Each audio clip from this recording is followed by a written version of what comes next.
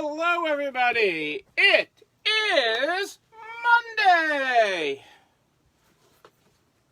How's everybody doing tonight? Who is joining us live tonight for our Fast Monday? Because it's been a long day.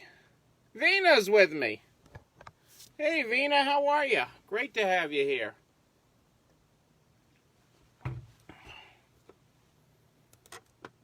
Hey, Dennis, how are you?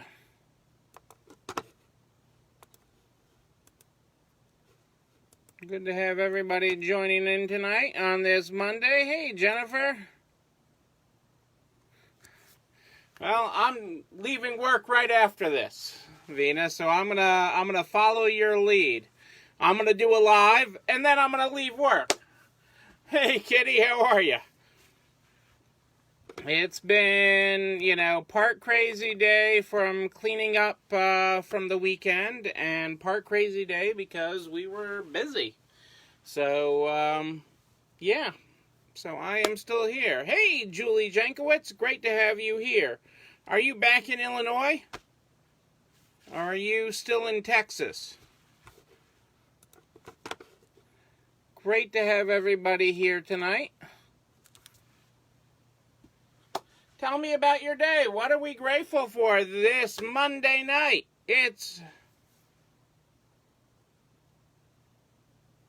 yeah. 2 full estates and 5 partials? That's a lot of moving. That's like 12 estates, Dennis. And you're in Texas, so those are Texas-sized estates. They don't even fit on the screen. That's how big an estate they are.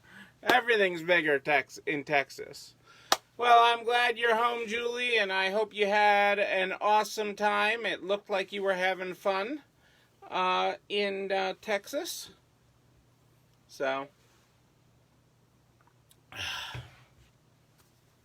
but tell me what we're grateful for this Monday night. Yay, Julie! Another grant application filed in. That's very good. There are these grants out there, and there's going to be some more as states, because states are required and different agents are required to get some money out to agencies who are then trying to get it out to people. So each one's a little different, each area is a little different, but there's going to be some more of these grant programs, which is good. I mean, that is really a very good thing. So I'm encouraged by that because grants are free money. Free money. Okay, you do not have to pay it back.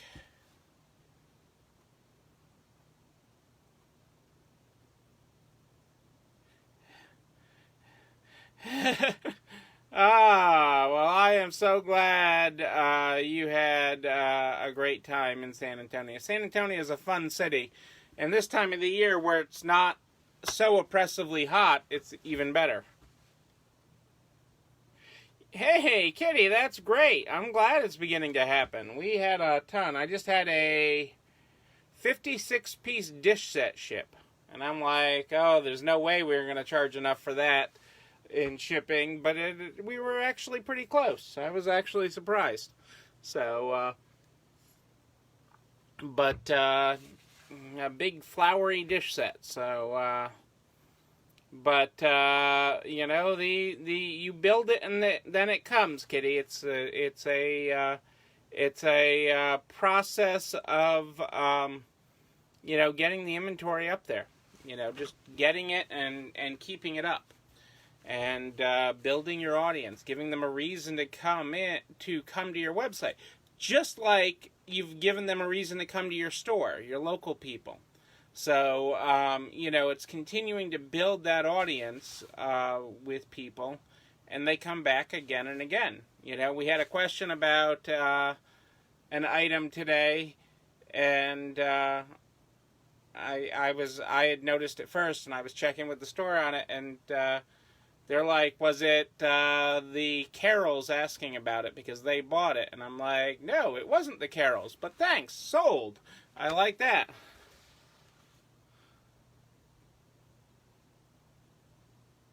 Nice. Nice. 99 clicking through is important. I mean, that is very important. So that is great.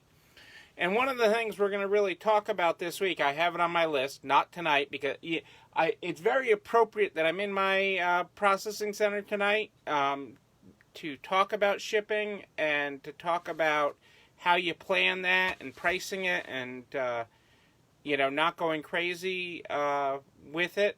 It would be very appropriate because of where I am tonight.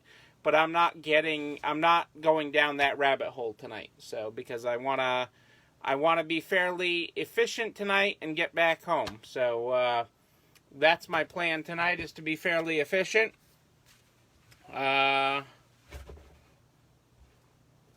Isn't it great once they start ordering again and again, Kitty? We have a lady, we have a bunch of HSNers that continue to order that saw me on HSN, and those are a loyal bunch of people, and you end up with these people all over the place, and what they buy, and, still for me, I still find keeping in mind, I'm not a shopper, I love seeing what people decide to buy at 2 a.m. That sale that they had to have at 2 a.m. Let's just see. Well, here's 5:45 a.m. was a turkey serving bowl with spreader. Where's a 2 a.m.er? 1:48 and 59 a.m. An Old Navy 6'7" girls tank. Okay, what made you at 1:48 in the morning decide, ooh, I gotta have that?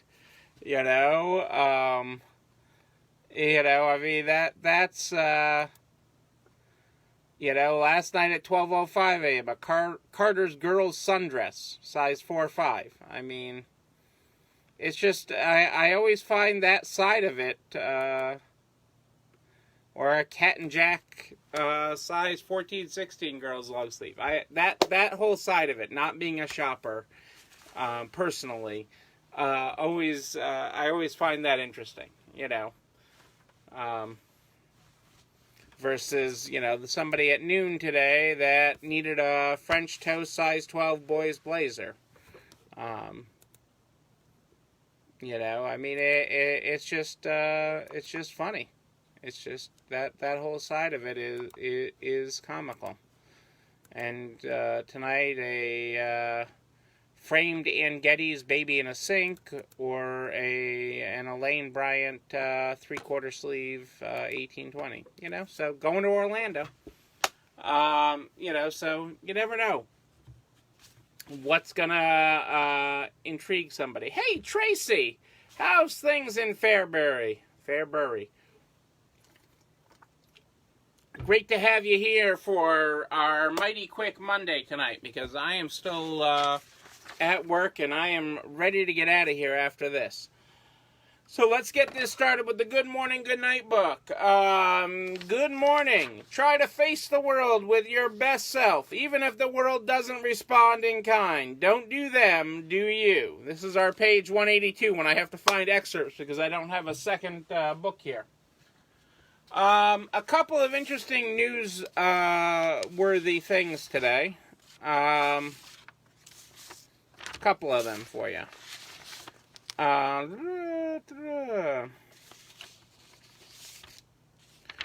friends at Gucci. Gucci's got nothing to hide. Most luxury brands only acknowledge resale sites when they're accused of peddling fakes. Then there's Gucci, which today launched a curated line through the RealReal. Around 2,000 Gucci items will be carried in the store, with new items added daily. And this is just getting on the resale bandwagon, with resale sites thriving this year as luxury brands explored a covert channel to offload extra inventory. The RealReal says that brand interest in the site has increased 22 times over during the COVID pandemic. So Gucci's increased in interest 22 times over. And items consigned directly by the brands have risen 46%. That could be interesting, because that may be a path to profitability. If they could get enough brands doing it long enough, that could actually get them something like the RealReal profitable. What I think is going to happen on both sides of this is, one, Gucci's getting a better take from the RealReal, and two, manufacturers are really good at adjusting their inventory levels. So I don't see this being a forever, especially in the quantity that they're doing right now, but it is interesting to follow, and certainly worth, for those of you that Gucci, to take a look at the RealReal site to see this curated selection, so that you're aware of it and you're aware of the pricing. So that would be interesting. Our friends at Untuckit, which I still don't get. I mean, maybe that's just, I hear Grandma telling me to tuck in your shirt. Pull up your pants, tuck in your shirt. Maybe I hear Grandma. Hey, Kelly, great to have you here. Glad your phone finally cooperated. Untuckit is joining the flexible payment bandwagon. We've talked about it a bunch, and we'll talk about it some more this week, because Untuckit is joining, going with Sezzle, which several people here are using. Jennifer uses it. Melissa's using it. Dennis, I believe, is using it. We're about to start using it. To offer flexible payments. PayPal's about to come out with their Pay in 4 plan, which is actually better than Sezzle and Afterpay, because there's no fees to the buyer or the seller. So we'll see how this all settles out, but it's interesting that Untuckit joined in with Sezzle out of all of them.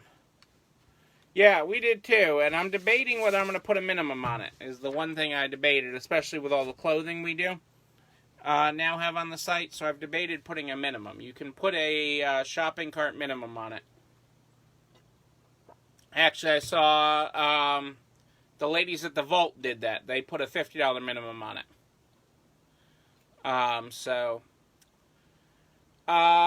Politics, there's obviously several things going on. The president's back at the White House. We wish him well and hope he is truly feeling better. And hopefully no one else gets it. One of the things we need to talk about more with Sezzle and all these afterpays is building the cost into your pricing. And so I'll put that on my list. I'm going to put that on my to-do, so we talk about that and shipping this week, because you got to build it in, the extra cost for it. But it is generating sales. So he is back at the White House. Nancy and some of the others are leaving Washington, so the idea of whether a deal will come together or not is iffy right now. They're still supposedly talking. They're still supposedly going back and forth. But it really looks like, hey, Kim, great to have you here. It really looks like they're trying to figure out who this hurts more, Democrats or Republicans, if they don't get another bill done. And quite honestly, it hurts the American people more. It hurts Main Street. It hurts American businesses more. It hurts cities and towns more that another deal isn't done. It hurts a lot of people. So I'm continuing to talk about that, and I will update you as I know more. One of the other things that is interesting that happened today, that is a New York issue, but it goes to the question of, is there going to be another shutdown? The mayor of New York City wanted to shut down 9 zip codes, or more than 9 zip codes, 9 areas of the city. Well, he wanted to do different things. He wanted to basically roll back the opening plans of the state in certain zip codes where there's been a little bit of an uptick, where they're seeing a 3% infection rate and such. or higher. And so he wanted to roll that back, and the governor told him no, but that his plan, and he had a whole plan. I mean, I've got the whole plan right here of what restaurants had to go back to takeout only, and non-essential businesses. So he was being tough on it, and the governor said, let's work on what's causing this 14%. And there's been some the higher percent, excuse me. The 3% or higher, which there's been some events, there's been some other things, and let's work on that, and let's work on mitigating it. And the governor said, no, you can't implement your plan. Which, ultimately, as I've said during this, I don't think you're going to have a government shutdown, but I think you're going to have people not want to get out. Because of the media, and I think you'll see some of that in these areas where the mayor of New York wanted to shut things down. So, but we'll keep an eye on that. And my last bit of information is the stat of the week, which I found interesting. And 20% of retailers are dependent on this holiday season to survive. 20% of retailers, 20% of retailers are dependent on this holiday season to survive. That's an interesting stat. Time will tell whether that really plays out or how that plays out. I think, one of the things that we've talked about a lot here is early. It was really my whole article last month in the NARTS newsletter is, bring everything in early. So, get as much Christmas out there, get as much anything, holiday, anything, have all any type of event you're going to have or sale, or, just early.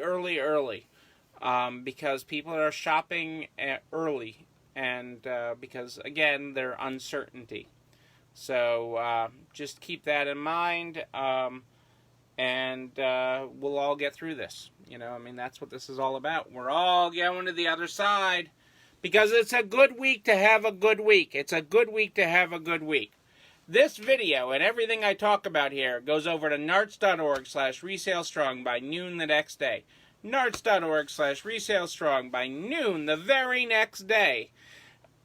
All the videos are there and nice and neatly organized, as well as all the resources that we post, including the Resale Strong Cookbook, pumpkin bread this week, just saying. I am live here in the NARTS private Facebook group every night at more 8 than ish. Eastern in the NARTS private Facebook group, where we talk about the issues and what's going on and the latest information. And we also answer your questions live. But you have a question that's a little more personal, or you need to ask it in between, you just email me. Neil, Neil at ECIstores.com, Neil at ECIstores.com. We start this program every night with the Good Morning, Good Night book. Tonight we are on page 182 if you were not here at the beginning. Good morning. Try and face the world with your best self, even if the world doesn't respond in kind. Don't do them, do you? Matzah toffee right now? I'm not sure about that. We'll have to see. Julie, if you opened the Haggadah and read the book about Passover, you'd realize that your ancestors suffered, so you didn't have to. It says so right in the book, page 3. Our good night tonight is good night. Tomorrow we try again. Rest up. Ladies and gentlemen, I am Neil Abramson. I do like a good party, a wedding, like the one that was happening Saturday night, a bar mitzvah, any kind of party. We will party again, even Mexican night with Michelle on Wednesdays with her and her girlfriends. We will party again, and I will be there to party with you. I'll be back here tomorrow night at more 8 than ish, not in the warehouse. I should be on our normal set tomorrow night, and more 8 than ish, and we'll cover lots of stuff this week. As I've said, one of the things we're going to talk about is Sezzle again, or just those types of payment services and how much of your sales they're becoming. And we're going to talk about shipping this week. I wanted to really dive into that a little bit. But I will be back here tomorrow night. Until then, know that you, and especially you, yes, you're not alone running this store. It's time for me to go home. Then I can get dinner. Have a great night, everybody.